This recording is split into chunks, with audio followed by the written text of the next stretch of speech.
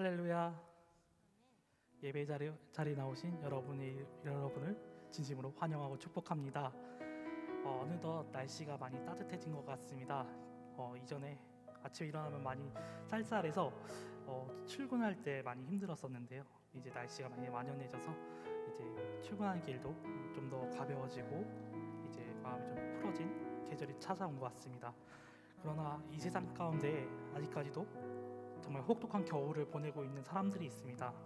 우리가 그 사람들이 우리 주변에 있지 않더라도 우리가 그들을 위해서 함께 기도하며 그 사람들의 더욱더 힘을 내서 살아갈 수 있도록 그렇게 함께 기도하며 나아가는 것이 우리 그리스도인의 바로 올바른 모습이 아닐까 생각이 듭니다.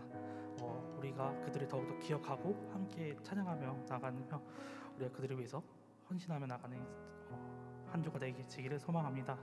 오늘 이 시간 찬양하며 나아갈 때에 우리 삶 가운데서 기쁨과 평안을 주신 주님을 기쁨으로 찬양하며 나아가길 소망합니다. 언제나 우리가 힘들고 지칠 때에 우리를 붙들어 주시고 우리를 이끌어 주시는 주님을 믿고 의지하며 다 함께 일어나셔서 기쁨으로 찬양하며 나아갑시다.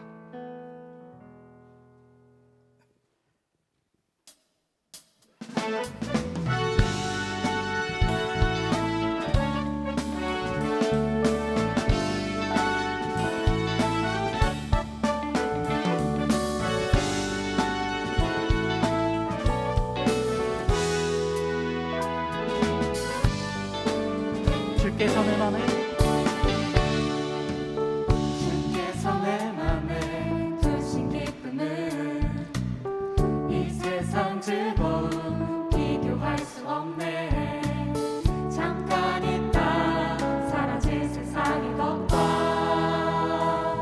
다른 그 기쁨은 날마다 커져간다.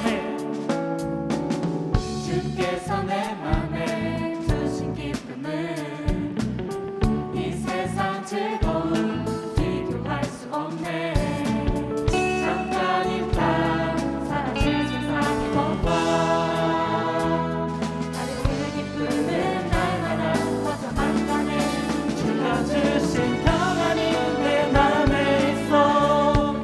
주를 향한 찬양이 넘쳐 흐르네. 나를 안전하게 돌보시는 나의 주 하나님, 주를 찬양. 주께서 내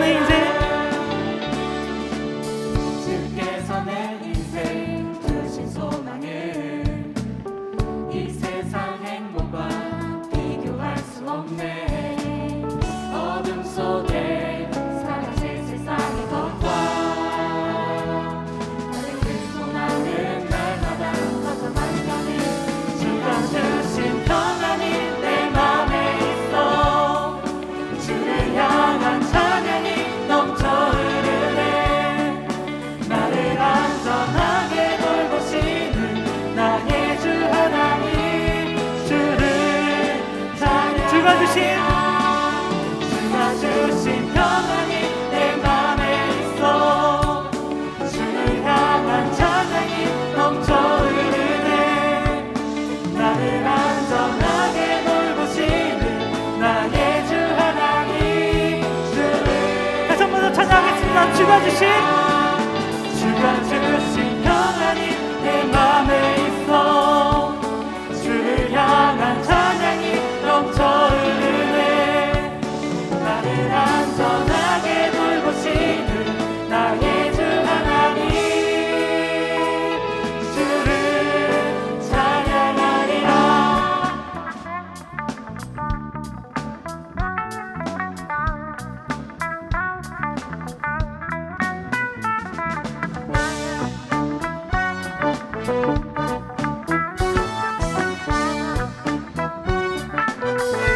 오직 우리의 소망이 되시는 주님만을 찬양하며 나아갑시다. 언제나 우리가 동행하시면서 우리에게 기쁨과 평안을 주시는 허락하시는 주님을 우리가 전심을 다해서 기쁨으로 찬양하며 나아가길 소망합니다.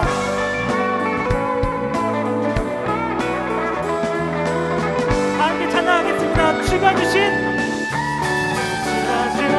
평안이 내 맘에 있어. 주를 향한 찬양이 넘쳐 흐르네. 나를 안전하게 돌보시는 나의 주 하나님,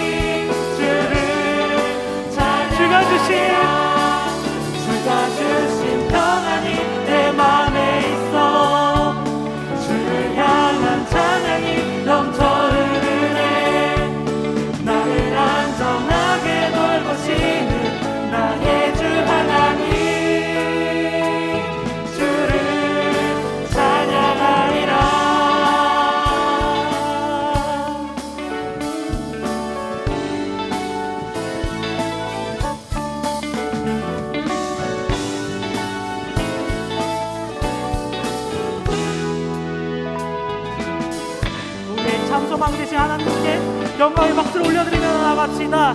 할렐루야. 우리가 각자의 삶이 어떠하든지 우리가 그 삶 가운데서 주님께서 우리와 함께 동행하셨다는 사실을 잊지 않고 나아가시기를 소망합니다. 언제나 우리가 깨닫지 못하더라도 우리에게 언제 기쁨의 기도로 제목을 주시는 주님께 감사함으로 다 함께 찬양하며 나아갑시다.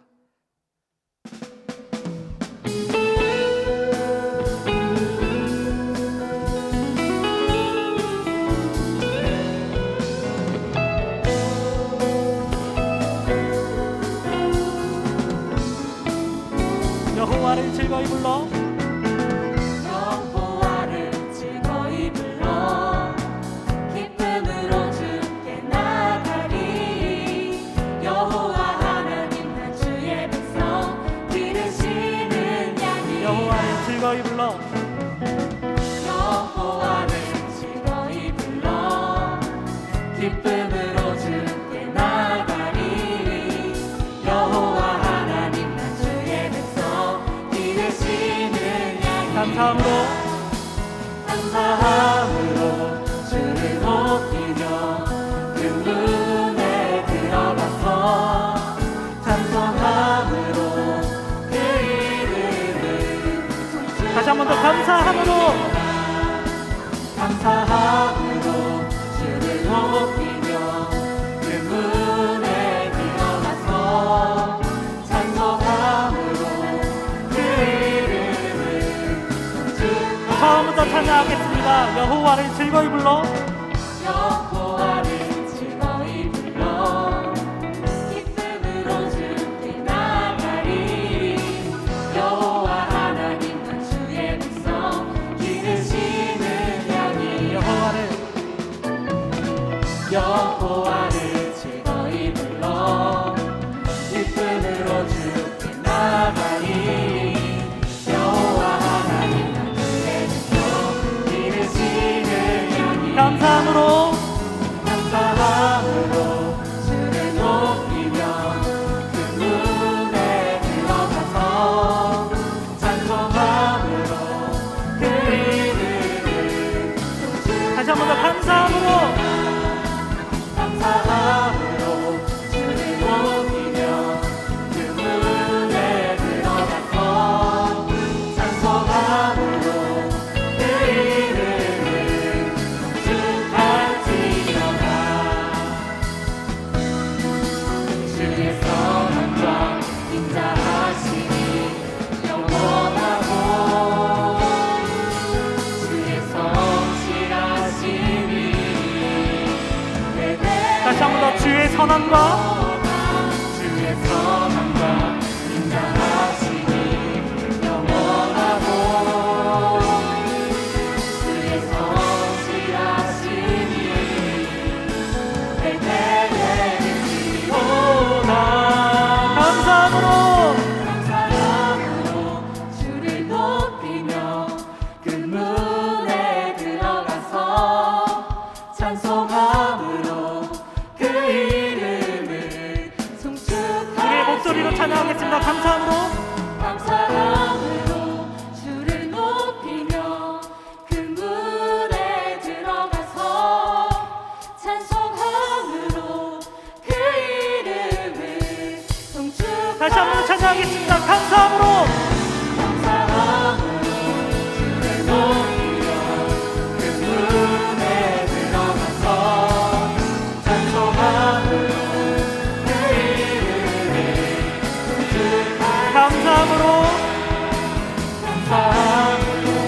주를 높이며 그 문에 들어가서 찬송함으로 그 이름을 송축할지어다 송축할지어다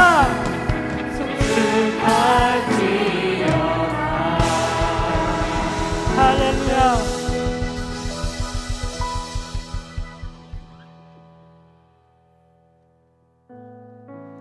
입으로 예수를 주로 시인하며 또 하나님께서 그를 죽은 자 가운데서 살리신 것을 마음에 믿으며 구원을 받으리라. 믿는 자에게는 능히 하지 못할 일이 없느니라. 오늘 피었다 지는 이름 없는 꽃과 같이 우리의 삶이 작게만 느껴지며 보이는 상황이 무너질 때가 많이 있습니다.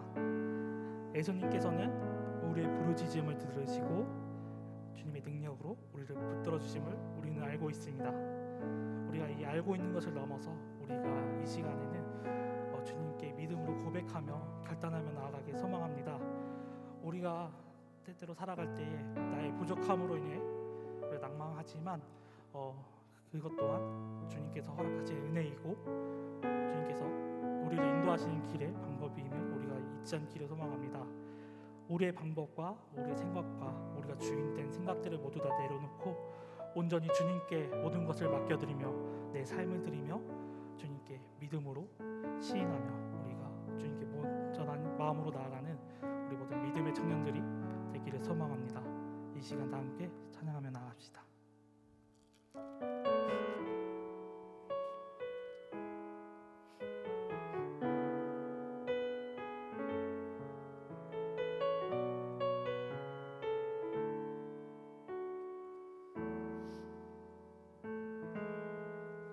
전능하신 나의 주 하나님은 능치 못하실 일 전혀 없네. 우리의 모든 간구도 우리의 모든 생각도 우리의 모든 꿈과 모든 소망도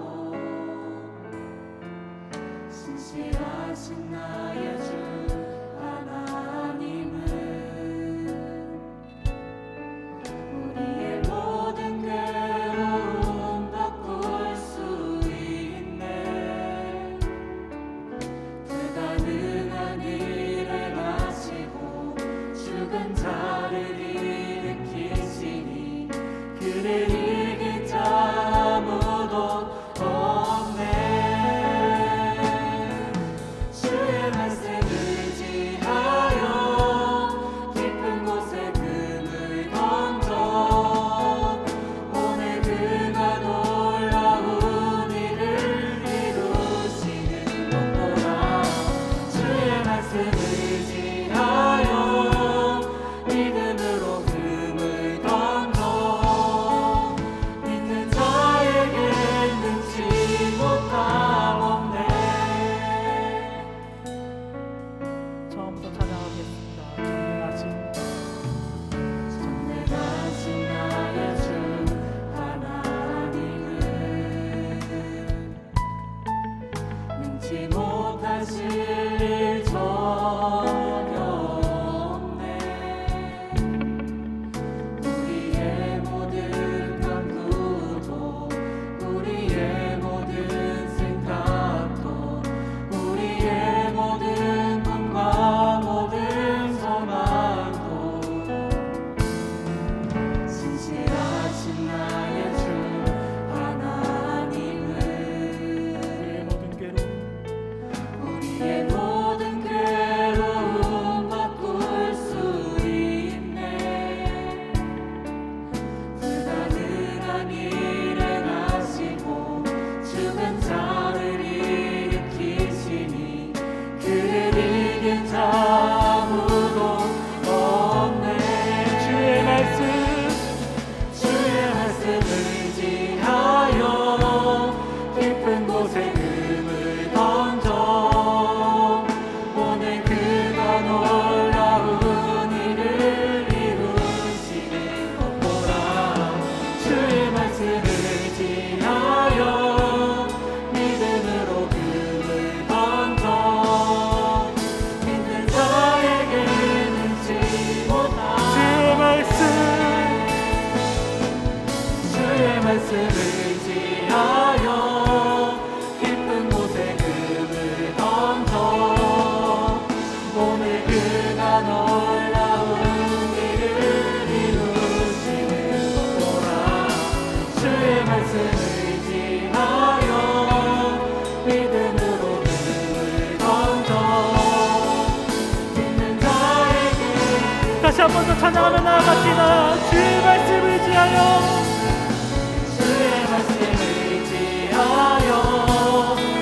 깊은 곳에 금을 던져 오늘 그가 놀라운 일을 이루시는 거라. 주의 말씀을 의지하여 믿음으로 금을 던져 믿는 자에게 능치 못하고 주의 말씀 의지하여 깊은 곳에 금을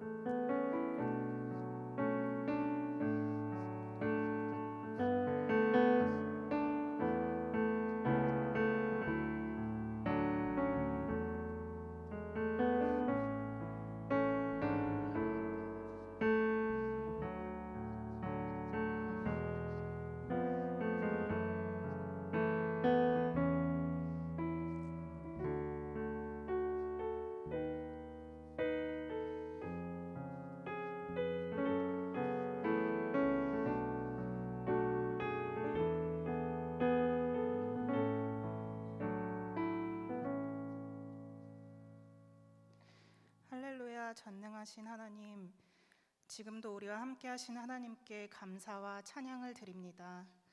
오늘도 주님께 찬양과 기도, 예배를 드릴 수 있는 건강과 시간과 장소를 허락하심에 감사드립니다.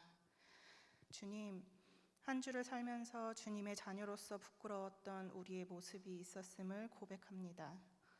미움, 시기, 갈등, 다툼 속에서 우리가 먼저 기도하고 이해하고 사랑하지 못했음을 회개합니다. 하나님, 우리의 죄를 용서하여 주시고 가르쳐 주셔서 하나님께서 원하시는 삶이 무엇인지 깨달아 알게 하여 주시옵소서. 하나님, 우리 교회가 하나님께서 기뻐하시는 교회가 되기를 원합니다.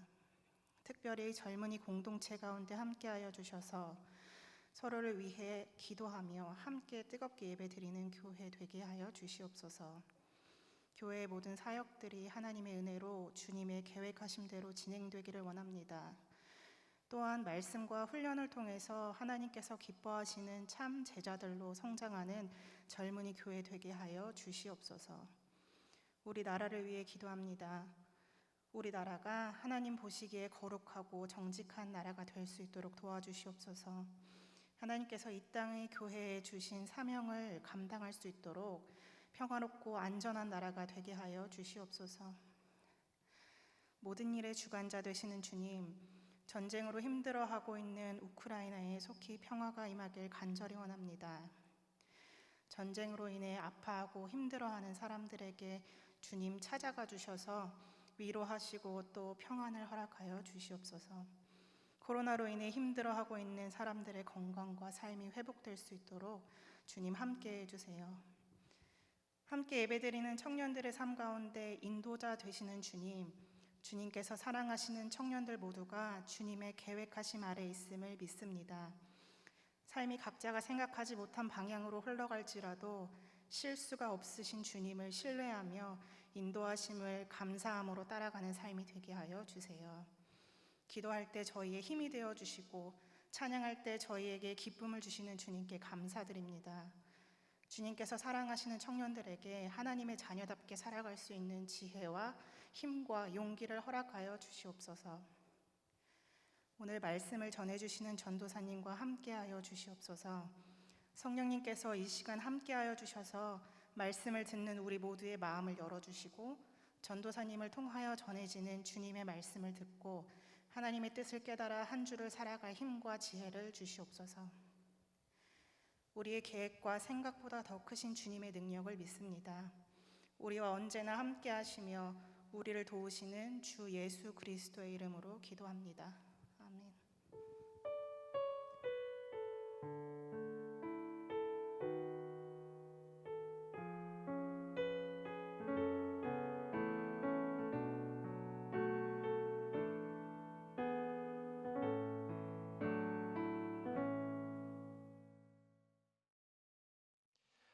오늘은 마가복음 9장 14절부터 27절까지의 말씀을 가지고 연약한 믿음을 도우시는 예수님이라는 제목으로 여러분과 하나님의 말씀 나누고자 합니다. 여러분, 젊을 때에는, 우리가 어릴 때에는요, 모든 것을 내가 계획한 대로, 내가 뜻하는 대로 할 수 있을 것 같아 보입니다. 그러나 우리가 살면서 경험하게 되는 건 뭐냐면 내 능력으로 통제되지 않는 것이 너무나 많다라는 것이죠. 여러분은 어떻게 생각하십니까? 삶이라는 게 통제가 잘 되던가요? 최근에 2020년도 이제 2020 학번이라고 하죠. 20학번의 애환이라는 글을 읽었는데요. 이 친구들은 흔히 말해서 코로나 학번이라고 불리는 친구들입니다. 대학교 들어가서 OT 날짜 기다리고 있었는데 코로나 터지고, 그래서 원래는 나름대로 계획을 다 이렇게 짠 친구들, 1학년 때는 열심히 놀다가 2학년 때는 학점 관리하고 3학년 때는 인턴을 해서 4학년 때 취업해야지, 이런 계획을 가지고서 대학교에 딱 들어왔는데, 여러분 안타깝게도 재작년에 상황이 발생하면서 3년째 제대로 학교를 다닌 적이 없는 그러한 상황에 놓여진 친구들이 이 친구들인 거죠. 그래서 얘네들은 이제 학교에 가면은 선배님 중도가 어디예요? 중앙도서관이 어디예요? 라고 물어보면 나도 사실 잘 몰라, 이렇게 대답해야 되는 불쌍한 학번이라는 것이죠. 여러분, 그런데 누가 이런 상황을 예측이나 했겠냐는 거예요. 여러분, 20대 때 우리가 누군가를 만나서 교제를 시작하잖아요. 근데 연애를 시작할 때 나는 이 사람이랑 뭐 여기까지만 해야지라고 생각하는 사람이 누가 있습니까? 내가 예쁘게 오랜 기간 동안 잘 만나야지라고 생각하고 누군가 이제 교제를 시작하지만 생각보다 그게 자기 마음대로 잘 되지 않는다라는 거죠. 여러분, 삶이라는 것은 우리의 뜻대로 잘 통제되는 것이 아니기 때문에 그렇다라는 거예요. 그런데요, 이렇게 나의 능력 이상으로 통제되지 않는 이 삶이요, 우리를 주님께로 인도한다라는 거예요. 지금은 이제 고인이 되신 고 이어령 장관님, 이분이 전 문화부 장관님이셨고 또 언론인 평론가로서 굉장히 이름을 날리셨던 분이죠. 특히 이제 굉장히 날카로운 지식인으로서 이제 종교에 대해서도 굉장히 비판적인 시각을 가지고 계셨던 그런 분입니다. 근데 이분이 말년에 기독교로 개종을 하게 되면서 수많은 지식인들에게 굉장한 큰 충격을 안깁니다. 그래서 누군가는 심지어 이 이어령 교수에게 배신자라고까지 얘기를 했다고 하죠. 그분이 말년에 썼던 이 책이 이제 지성에서 영성으로라는 책인데, 그 책이 한동안 굉장히 베스트셀러가 되면서 수많은 사람들에게 파급력을 끼쳤던 순간이 있었습니다. 여러분, 근데 그 이어령 전 장관이 개종했던 이유가 무엇인가 하면, 이분에게 따님이 한 분 계시는데 그 이민아 씨라고 지금은 고인이 되셨지만 미국에서 변호사를 하는 한 따님이 계셨거든요. 근데 자기 딸이 암에 걸리고 또 자기 딸이 어느 순간 이제 소식을 듣는데 암을 겨우겨우 치유해서 나아서 이제 좀 건강해진 줄 알았더니 망막박리라고 해서 영영 이제 눈앞을 볼 수 없다라는 그 얘기를 이 교수님이 딱 들은 거예요. 그러니까 이어령 교수가 평생을 갖다가 교회에 대해서 비판적이고 주님을 믿지 않던 그 사람이요, 작은 교회에 가서 뭐라고 고백을 했냐면, 하나님, 당신의 딸의 그 시력을 빼앗아가지 말아달라고, 만약에 당신이 내 딸을 보게 해주신다고 한다면 제 보잘것없는 글 쓰는 재주와 말하는 재주로 당신을 위해서 평생을 섬기면서 살겠다, 이렇게 고백을 하며 기도를 했다라는 것이죠. 근데 기적같이 그 기도를 하고 나서 자신의 딸이 시력이 회복이 되었고, 그래서 그 길로 이제 기독교인이 되셨다라는 것이 그분의 어떤 삶에 그 개종하게 된 배경이라는 거예요. 여러분, 엘리트 지식인으로서 지금까지 무엇 하나 마음먹은 대로 안 되는 일이 없이 살아왔던 그가 주님을 찾았던 이유는 철저하게 자신의 어떤 삶이 통제되지 않는 걸 보면서 자기의 무력감을 느끼고 누군가의 도움이 필요하다는 것을 깨닫게 됐기 때문에 그렇게 되었다라는 것이죠. 그래서 비로소 여러분, 이러한 이야기들을 통해서 우리가 알게 되는 것은 무엇이냐면, 자기의 연약함, 통제되지 않는 이 삶을 보면서 인간은 하나님을 찾게 된다라는 거예요. 오늘 성경의 이야기도 바로 그러한 사람의 얘기거든요. 오늘 본문에 나오는 이 아버지, 이 사람에 보니까 이 사람에게 어떤 아들이 있었다라고 합니다. 다른 성경을 보니까 외아들이라고도 하는데, 이 성경을 보니까 아들이요, 듣지도 말하지도 못하는 상태로 쭉 살아왔다는 거예요. 근데 단순히 듣지도 말하지도 못하는 상태에서 살아온 게 아니라 귀신이 들려서 이 아들을 물에도 뛰어들게 하고 불에도 뛰어들게 하고 땅바닥에 몸을 내팽겨치게 만들면서 아들을 갖다 죽이려고 아주 그냥 작정을 한, 귀신 들린 아들을 10수년 동안이나 옆에서 지켜보면서 살아왔던 이 아버지가 바로 오늘 본문에 나오는 이 사람이거든요. 아들을 사랑하고 낳게 해주고 싶은데 정작 아버지가 되어서 이 아들을 위해서 해줄 수 있는 것이 아무것도 없더라는 것입니다. 그래서 아들을 낳기 위해서 백방으로 뛰어다녔지만 누구도, 용한 위원들도 종교 지도자들도 이 아들을 낳게 하지 못했어요. 그런데 어느 날 이 아버지가 어떤 소식을 듣게 되는데, 예수라는 사람이 있는데 이 사람이 자신을 하나님의 아들이라고 얘기를 하고 귀신을 쫓아내고 눈먼 자들을 보게 하며 앉은 뱅이들을 일으켜 세우더라는 얘기를 이 아버지가 듣게 된 거예요. 그래서 이 사람이 이 예수님을 향해서 찾아오죠. 오늘 본문이 바로 거기서부터 시작되는 것입니다. 찾아와서 주님을 찾았는데 주님은 어디 가신 것인지 보이지 않고 제자들만 있으니까 먼저 제자들에게 요청을 한 거예요. 당신이 예수님의 제자라고 하니까 좀 내 아들을 이러한 상황 가운데 좀 낫게 해주실 수 있겠냐고. 그런데 제자들이 뭔가 용을 쓰는데 아무런 변화가 나타나지 않고, 그런 상황 가운데서 오늘 본문의 이야기가 시작되게 됩니다. 여러분, 17절과 18절의 말씀에서 비로소 그 예수님을 만나고 나서 이 사람이 하는 얘기가 뭐냐면, 선생님, 말 못하게 귀신 들린 내 아들을 선생님께 데려왔나이다. 귀신이 어디에서든지 그를 잡으면 거꾸러져 거품을 흘리며 이를 갈며 그리고 파리에 지는지라. 내가 선생님의 제자들에게 내쫓아야 달라 하였으나 그들이 능히 하지 못하도이다. 그러니까 이 예수님이 이 기가 막힌 얘기를 들으시고는 뭐라고 하시냐면, 제자들을 먼저 책망하시고 그 아이를 내게로 데려오라 말씀하시죠. 그리고 예수님을 딱 보게 되는 순간에 그 아이 속에 있었던 귀신이 이 아이의 몸을 조종하면서 아이가 이렇게 발광하도록 만들게 만듭니다. 근데 그 상황 속에서요, 예수님이 아이의 아버지에게 물으시죠. 이 아이가 언제부터 이렇게 되었느냐? 그랬더니 21절에 이렇게 그 아버지가 대답을 하죠. 예수께서 그 아버지에게 물으시되 언제부터 이렇게 되었느냐 하시니 이르되 어릴 때부터니이다. 귀신이 그를 죽이려고 물과 불에 자주 던졌나이다.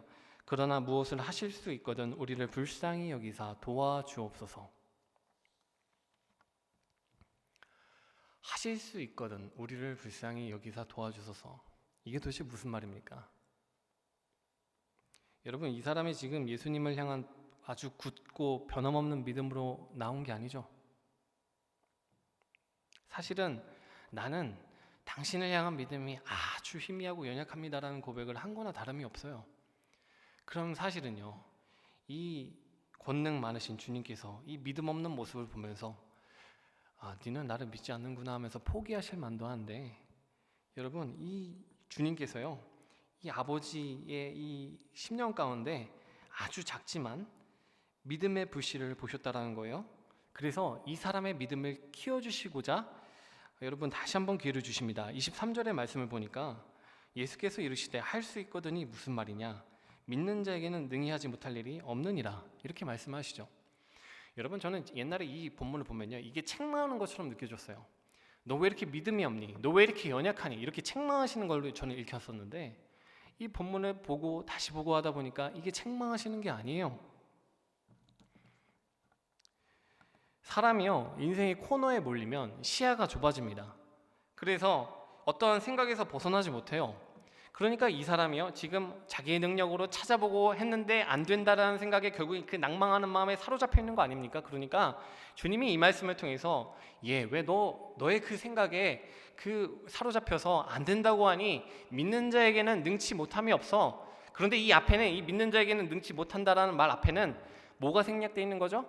나를 믿는 자에게는 능치 못함이 없다라는 말이 생략되어 있는 거죠. 네가 나를 믿으면 너의 연약함과 네가 해결할 수 없었던 그 문제가 나의 도움으로 말미암아 해결될 수 있다, 이 얘기를 이 사람에게 하셨다라는 것입니다. 그러니까 이 아버지가 그 말의 의미를 깨닫고 뭐라고 고백하는 거예요?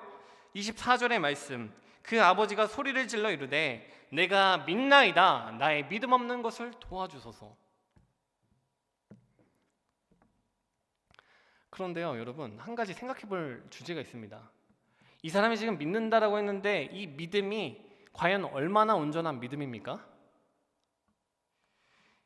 이게 정말 믿음이 맞아요?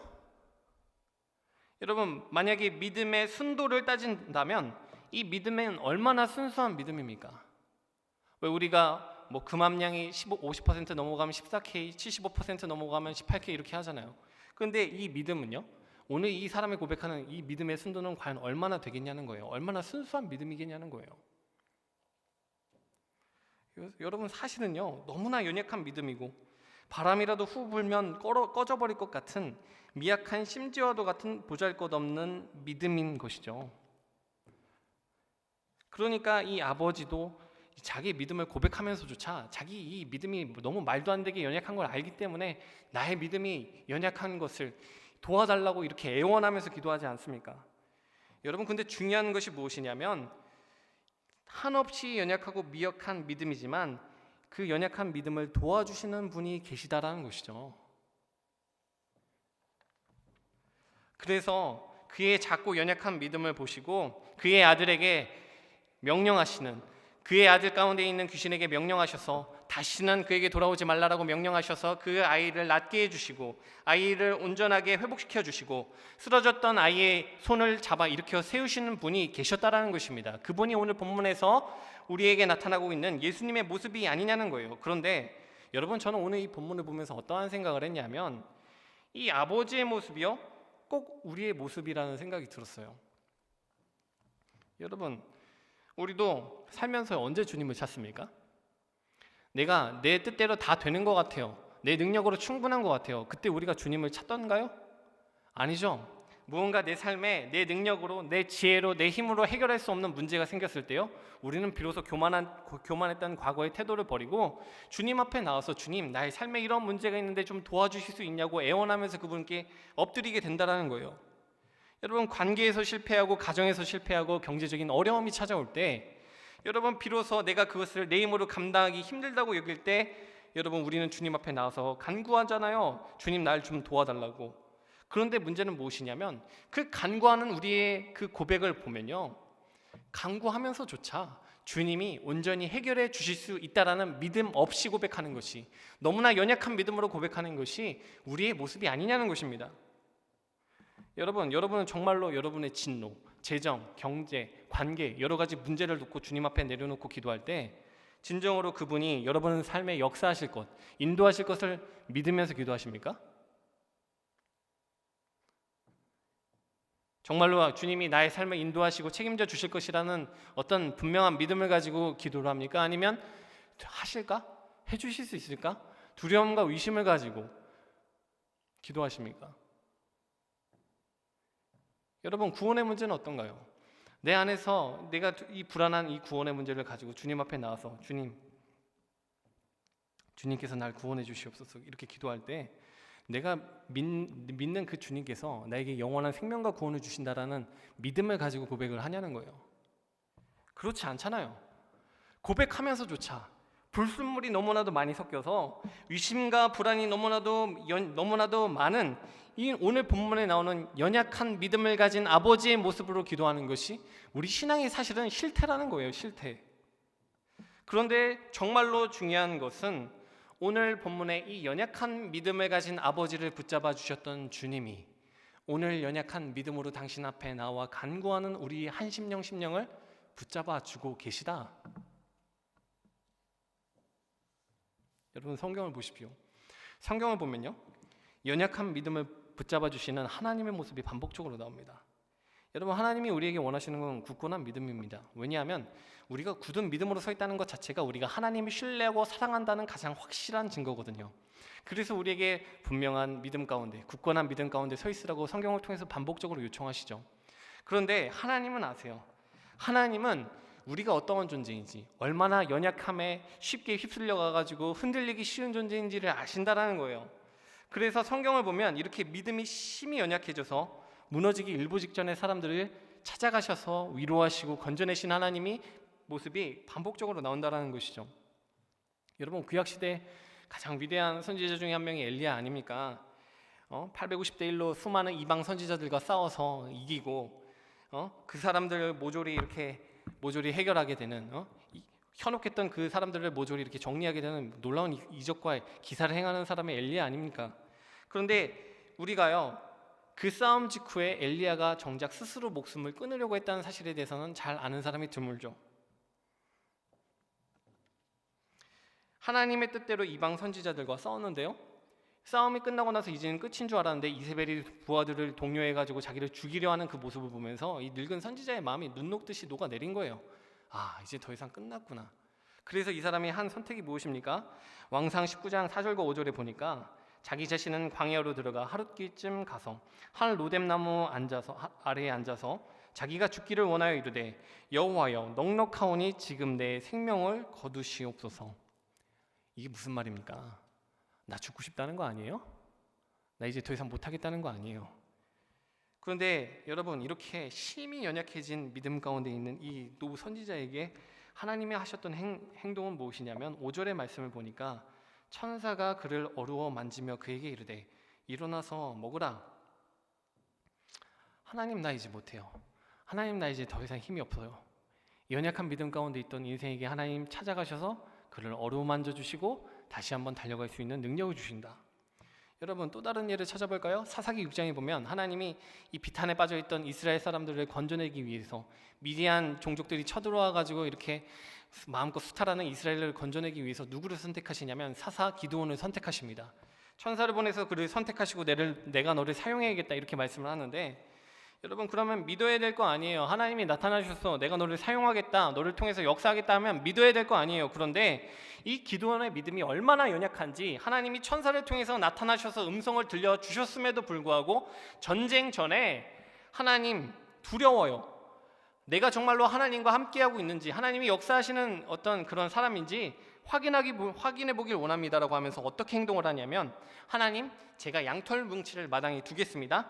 양털만 이슬에 적셔져 있고 땅이 말라 있다면 하나님이 나와 함께 하시는 줄 믿겠습니다. 이렇게 고백을 하고 기도를 한단 말이죠.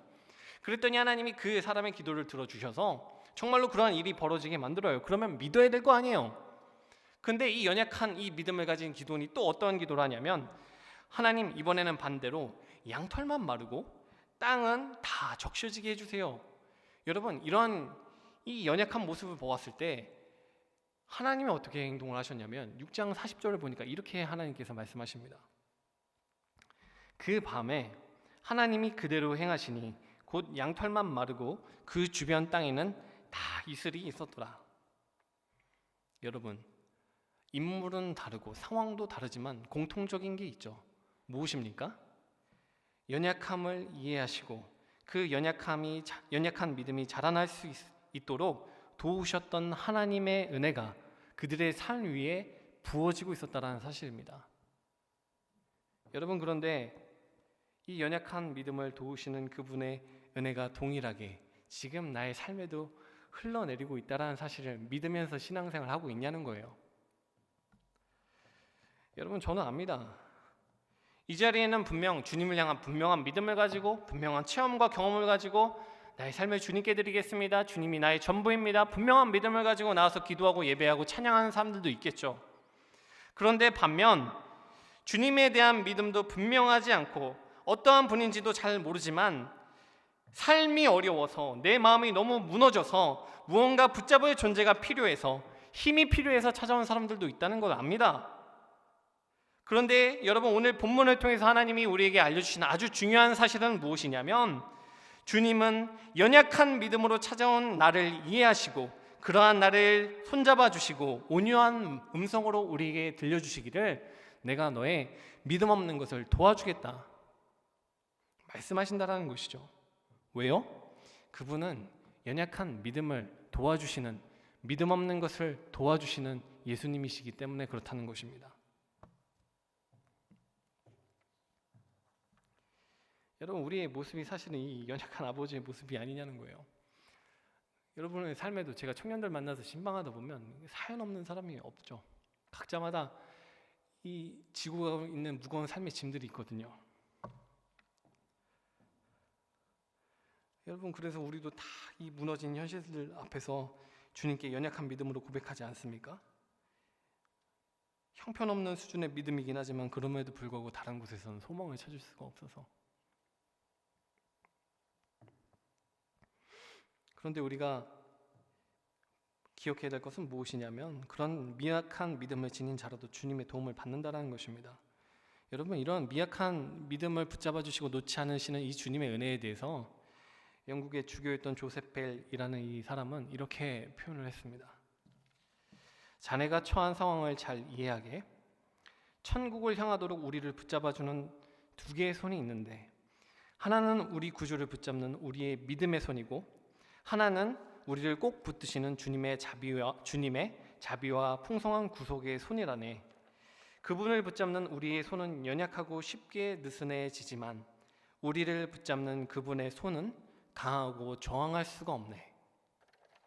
여러분, 이 주교가 한 얘기가 뭘 의미합니까? 여러분, 우리가 신앙생활 하잖아요.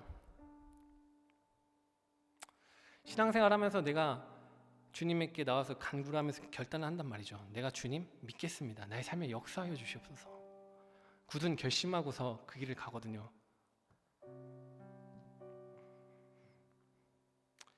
근데 이 주님을 믿음으로 붙잡은 나의 이 손이요, 연약해질 때가 있어요. 자꾸 힘이 빠질 때가 있어요. 근데 그 순간 힘 빠진 나의 손을 붙잡으시고 놓지 않으시는 분이 계시다는 거죠. 여러분, 나의 믿음으로 더 강하게 주님의 손을 붙잡아야 되는데 자꾸만 힘이 빠져서 그분의 손을 놓칠 것만 같습니까? 여러분의 연약한 모습 그만 바라보고 눈을 들어서 주님을 바라보라는 거예요. 눈을 들어 주님을 바라보면 그분의 강하고 능력 있는 팔이 우리를 붙드시고 놓지 않으시는 그 장면이 우리의 삶 가운데서 펼쳐지고 있다는 거예요. 그분의 손을 묵상해 보십시오. 우리 신앙이라는 건요, 모자라고 부족하면 탈락하는 오징어 게임이 아닙니다. 왜요? 내가 부족하고 연약해도 내 손을 붙잡고 놓지 않은 분이 계시거든요. 내가 좀 부족하고 모자라면 어떠냐고, 내가 너의 그 믿음 없는 그 연약한 믿음을 내가 도와주겠노라고 말씀하시는 분이 계시거든요. 여러분, 우리의 신앙은 나의 연약함을 도와주시는, 연약한 믿음을 도와주시는 주님이 계신다라는 이 분명한 진리 위에 서 있어야 합니다. 이 진리가요, 무너진 우리의 삶을 일으켜 세우고, 이 진리가요, 죄악 가운데 빠져 있었던 우리로 하여금 다시금 거룩한 삶을 향해서 나갈 수 있도록, 다시 한번 시작할 수 있도록 만드는 능력이 된다는 것입니다. 여러분, 마귀는 우리에게 계속해서 얘기를 하죠. 우리가 어떤 실패나 무너짐을 경험했을 때 너는 자격이 없는 사람이고 주님의 은혜를 낭비한 사람이고 주님께 용납될 수 없는 사람이라고 얘기를 합니다. 그러나 그것은 사실이 아닙니다. 오늘 말씀을 보십시오. 정말로 보잘것없는, 후 불면 꺼질 것 같은 이 연약한 믿음을 가진 아버지가 나와서 나의 믿음 없는 것을 도와달라고 했을 때 주님이 하셨던 행동에 대해서 기억해 보십시오. 붙잡아 주시고, 그래, 네가 얼마나 힘든지 알겠다, 내가 너의 연약함을 도와주마라고 말씀하시는 분이 오늘 본문에 나오는 우리 주님의 모습이 아니냐는 거예요. 여러분, 저는 신앙생활이요, 아이가 아버지와 함께하는 등산이라고 생각을 합니다. 여러분, 기본적으로 이 길은 어려운 길이 맞아요. 가는 것이 쉽지 않죠. 그러나 이 길은 고된 길이지만 동시에 갈만한 길이고 행복한 길입니다. 왜냐하면 내가 걷다가 지치면 아빠한테 얘기할 수 있는 거잖아요. 아빠, 나 힘들어요. 그 아버지가 어떻게 합니까? 자녀를 버리고 가요? 아버지가 자녀를 업고서 그 발에 힘이 회복될 때까지 대신 짐을 감당해 주는 일들을 행하지 않습니까? 여러분, 마찬가지라고 하는 거예요. 믿음의 길을 걸어갈 때 내 발에 힘이 빠질 때가 있죠. 근데 그때 우리가 주님께 어떤 기도를 해야 됩니까? 주님, 나의 연약한 믿음을 좀 도와주세요. 내 발에 힘이 빠지고 있습니다.